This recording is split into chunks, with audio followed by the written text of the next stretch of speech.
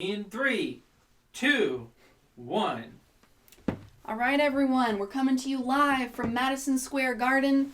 Live audience in the house. We got the best equipment here the money can buy. And tonight, I'm going to be talking to you about my girl Sasha.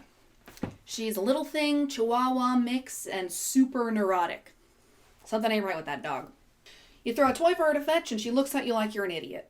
You pull out the nail clippers, and she looks at you like you killed her family.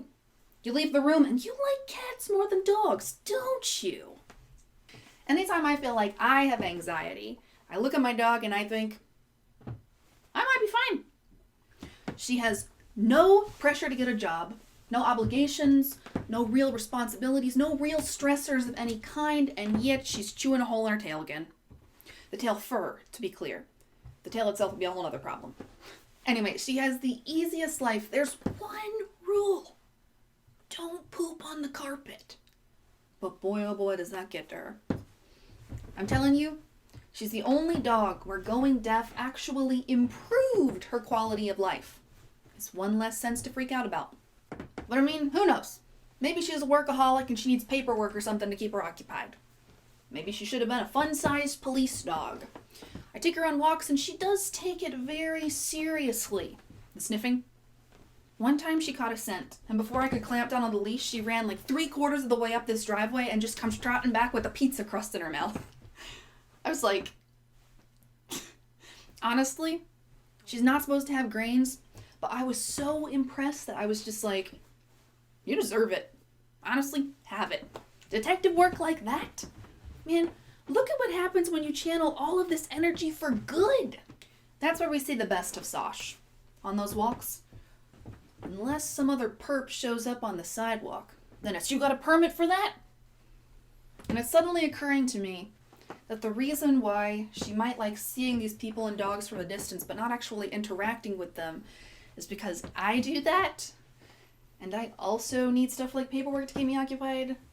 And I also really love pizza crusts. Might even eat them off the ground. I don't know. Am I responsible for this? I'm gonna have to figure that out later. In all honesty, I've always wondered if maybe my little Poochie was abused by a previous owner or something like that, and maybe that's why she gets so shaky and she's so freaked out all the time and so anxious. But, maybe not. Either way, whatever the source was, there's something going on in that cute little peanut head of hers that puts her on edge. Maybe it's the way I'm always trying out all my new material in front of her. She hears the stuff that doesn't make the cut. That kind of thing's gotta stick with you. But when I really think about it, there is one incident. An incident that may have had something to do with this. My dad tells it best, so I'll try to channel him for this. This was in the days before we had a doggy door, so my pop had to let the dogs out manually. Ugh, I know, right? Anyhow, he and Pooch get out on the back deck and... There's just a huge great blue heron standing back there. Some 4.5-foot tall, slender, looming thing. Oh. Sasha immediately fires into action. She launches herself off the deck and charges at it, barking like mad. But this bird isn't phased. It doesn't even care. It just stands there, holding its ground. And right at the last second, the bird spreads out its wings into a 7-foot wingspan and goes, and Sasha goes, all the way back up to the back deck. The U-turn this dog makes. It's crazy. That seems PTSD worthy though, no? Every time I hear that story, I just imagine her running towards this bird, watching it get bigger and bigger as her confidence is conversely waning. And in her head, like, how's she keeping this together? She's gotta be like, all right, stick to the plan. Stick to the plan. Well, what was the plan? It's practically a pterodactyl. This is why you're not a cop. There was like no change in this charge except the direction. I told my boyfriend about that story and he said, this is your doggone Heron. Heron. Not even once.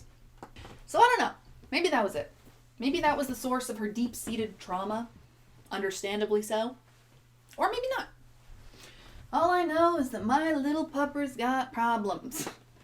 But I got her back. We're going to figure out what helps her.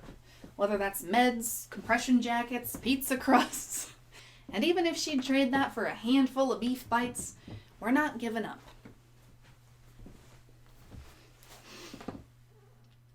We will beat her Heron problem together. Good night, everyone. There's so much applause happening right now. That was really so much good. applause that's muted out. Fantastic. Thanks.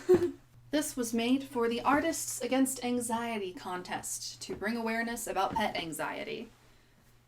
And everything I said was true.